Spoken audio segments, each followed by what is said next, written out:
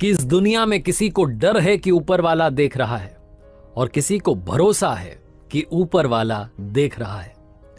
Hi guys, मेरा नाम है आरजे कार्तिक। आपके लिए एक छोटी सी कहानी है। कहानी एक अमीर इंसान की जिसके पास में बहुत सारा पैसा था, लेकिन वो ऊपर वाले को मानता था, जमीन से जुड़ा हुआ था, बार बार ऊपर वाले को धन्यवाद करता था इस जिंदगी के लिए, हर पल के लिए, हर श्वास के लिए। एक बार वो घूमने के लिए गया हुआ था समंदर किनारे, घूम फिर लिया, उसे लगा कि थोड़ा समुद्र में जाते हैं, बोट लेकर के घूम के आते हैं। तो उसने एक नाव किराए पर ली और नाव लेकर के निकल पड़ा। थोड़ा ही अंदर गया था कि तूफान आ गया। तूफान इतना तेज था कि इसकी नाव तहस नहस होने लगी। फटाफट से इसने लाइफ जैकेट डाला और समुद्र में कूद गया। तैरता रहा, कुछ घंटों के बाद में एक टापू पर पहुंचा। जब वहां पहुंचा तो सबसे पहला काम इसने किया, आसमान की तरफ देखा, ऊपर वाले को धन्यवाद दिया और कहा कि आपने मेरी जिंदगी बचा ली, वरना उस तूफान में तो आज खत्म हो जाता। अब आपने मुझे बचाया है, अब आप ही आगे का रास्ता दिखाएंगे, मुझे आप पर पूरा भरोसा है। ये बोल करके इसको समझ में आ गया कि अब यहीं रहना है, तो उसी टापू पर रहने लगा। भूख लगने लगी, क्या करें, तो जंगल था वहां टापू पर, ढूंढा तो इसको फल मिल गए, फल खा लिए। यही इसका रूटीन हो गया। 10-15 दिन तक वहां पर रुका हुआ था। रोजाना ऊपर वाले से प्रार्थना करता था कि किसी को भेज दो मेरी मदद के लिए, मुझे यहां से ले जाने के लिए, और मुझे भरोसा है कि आप भेजोगे। इसका कॉन्फिडेंस थोड़ा कम हो रहा था, इसे लग रहा था कि पता नहीं क्या होगा, लेकिन ऊपर वाले पर जो भरोसा था वो इसका कायम था। इसे लग रहा था कि ऊपर वाला मदद जरूर करेगा। अब काफी दिन हो चुके थे, इसे लगा कि क्या करें, एक झोपड़ी तो तैयार कर लेते हैं, कम से कम झोपड़ी में तो रहें। तो लकड़ियां इकट्ठी करने लगा, पत्ते इकट्ठे करने लगा, और 3-4 दिन में इसने अपने लिए एक बढ़िया सी झोपड़ी तैयार कर ली। उस झोपड़ी के बाहर खड़ा होकर के उसे निहार रहा था और सोच रहा था कि आज तो यहां सोने को मिलेगा।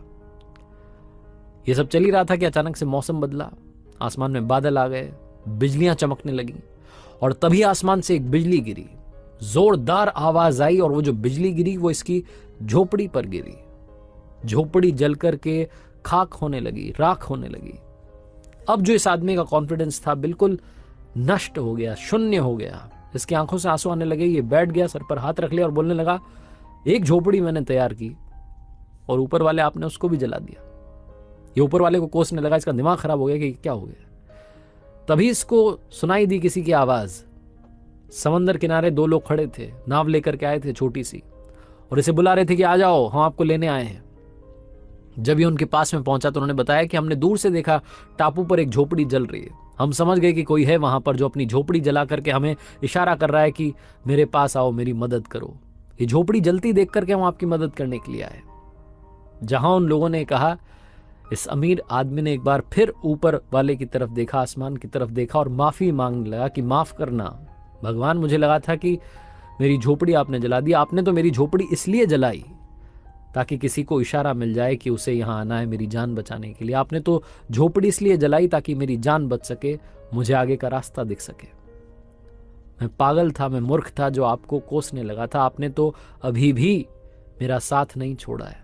आप हमेशा मेरा साथ देते रहना। छोटी सी कहानी है, लेकिन ये कहानी बहुत बड़ी बात सिखाती है, खास करके उन लोगों के लिए जिनको लगता है कि ऊपर वाला हमारे साथ नहीं, हमारा साथ नहीं दे रहा है। भरोसा रखिए, वो आपका साथ जरूर देगा, वो हमेशा आपके साथ है। बस यही आप